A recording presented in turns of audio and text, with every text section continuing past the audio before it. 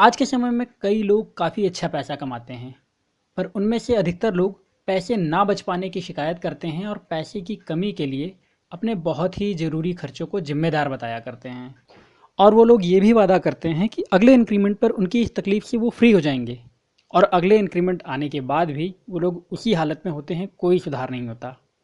अगर हम उन लोगों के जवाब या वजहों को ध्यान से देखें तो आप पाएंगे कि अधिकतर लोग अपने पैसे को मैनेज ही नहीं करते और इसी वजह से वो इन तकलीफ़ों को उठाते हैं। और जब लोगों को कहा जाता है कि आपको अपने पैसे ठीक से मैनेज करना चाहिए, तो उनका जवाब होता है बहुत ही मुश्किल काम है। और अधिकतर लोग पैसे मैनेज करने के बजाय कर्जों में ज़िंदगी जीना ज़्यादा पसंद करते हैं। The secrets of Millionaire mind के लेखक टी हार्व एकर का कहना है कि इस बात से कोई फ़र्क नहीं पड़ता कि आप कितना कमाते हैं, आपको हमेशा अपने पैसे सही तरह से मैनेज करना चाहिए। और अगर पैसे को मैनेज करना आपके लिए मुश्किल होता है, तो यहाँ मैं आपको the secrets of Millionaire mind से पैसे मैनेज करने के कुछ बहुत ही कारगर तरीके बताने वाला हूँ। तो चलिए शुरू करते हैं। Divide your income. अपने पैसे को मैनेज करने के लिए सबसे पहले आपको अपनी इनकम को 5 हिस्सों में डिवाइड करना होगा। ये हिस्से हैं investment saving, regular saving, education saving, entertainment saving, और आखिरी हिस्सा है बाकी के सारे खर्चे देखना।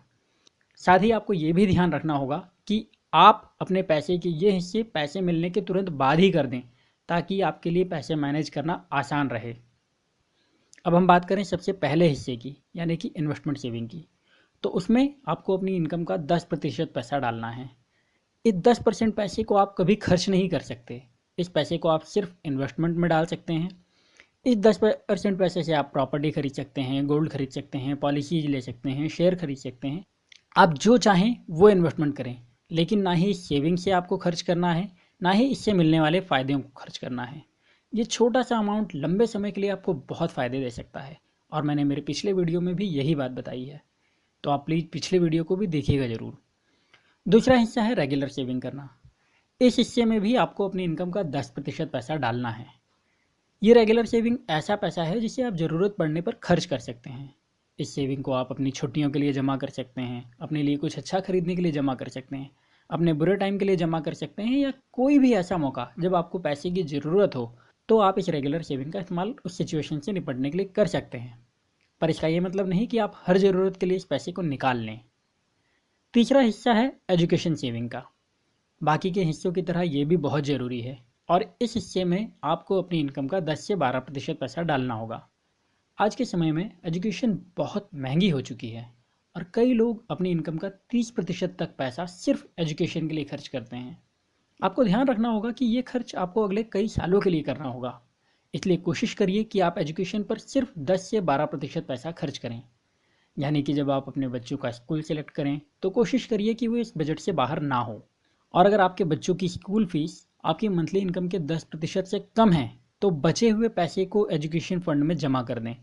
इससे आपको भविष्य में कभी भी अपने बच्चों की एजुकेशन के लिए किसी भी तरह की कमी महसूस नहीं होगी। और अगर अचानक कोई बड़ा एजुकेशन खर्च आता है, तो आप उससे निपटने के लिए तैयार रहेंगे इस एजुकेशन फंड के जरिए। जो चौथा हिस्सा है वो सबसे ज़्यादा ज़रूरी हिस्सा है, और इस हिस्से का नाम है एंटरटेनमेंट सेविंग। इस हिस्से के लिए भी आपको अपनी इनकम का 10% पैसा सैलरी वाले दिन ही निकाल कर रख देना है। लेकिन इस पैसे को आपको बचा कर नहीं रखना है, बल्कि ये वो हिस्सा है जिसे आप महीना ख़त्म होते होते अपने ऊपर खर्च कर देंगे।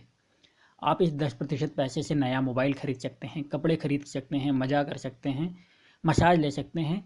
आप जो चाहें वो करिए, बस महीना ख़त्म होते होते आप जैसे चाहें इस 10% पैसे को अपने मज़े के लिए खर्च कर दीजिए। ऑथर इस हिस्से को लॉन्ग टर्म सेविंग के लिए सबसे ज़रूरी हिस्सा मानते हैं। ऑथर का कहना है कि जब आप सिर्फ सेविंग के लिए लगे रहते हैं, तो आपके दिमाग का दूसरा हिस्सा खर्च करने के लिए कुलबुलाता रहता है, और जैसे ही उसे खर्च करने का मौका मिलता है, वह हिस्सा सारे पैसे खर्च कर देता है। ये बिल्कुल ऐसा ही है जैसे कोई इंसान काफ़ी वक्त से भूखा है, और उसे जब खाना खाने को मिलता है तो बहुत सारा खाना खा लेता है, बिना ये सोचे कि ज़्यादा खाने से उसे तकलीफ हो जाएगी। इसलिए ज़रूरी यही है कि आप अपने दिमाग में खर्च और सेविंग को बैलेंस करके रखें, और ये 10% की एंटरटेनमेंट सेविंग इस बैलेंस को अचीव करने में आपकी मदद करेगी। अब इसके बाद आपके पास जो 60% पैसे बचे हैं, उस पैसे से आप अपने घर का खर्च चलाइए, अपने दूसरे खर्चों को मैनेज करिए। और अगर उसके बाद भी आपके पास पैसे बच जाते हैं, तो उस बचे हुए पैसे को अपने दूसरे हिस्से में जमा कर दीजिए। और अगर आप सोच रहे हैं कि इनकम के सिर्फ 60% पैसे से आप अपना घर कैसे चला पाएंगे, तो मैंने थोड़े टाइम पहले एक वीडियो बनाया था, how to save money from salary.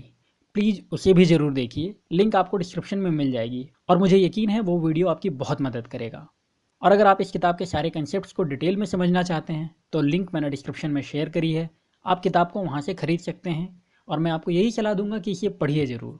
अब आपसे विदा चाहूँगा, पर जाने के पहले सिर्फ 2 बात कहूँगा। अगर वीडियो हेल्पफुल रहा तो लाइक ज़रूर करिए, आपके लाइक्स मुझे और बेहतर वीडियोज़ बनाने के लिए मोटिवेट करते हैं। और अगर आप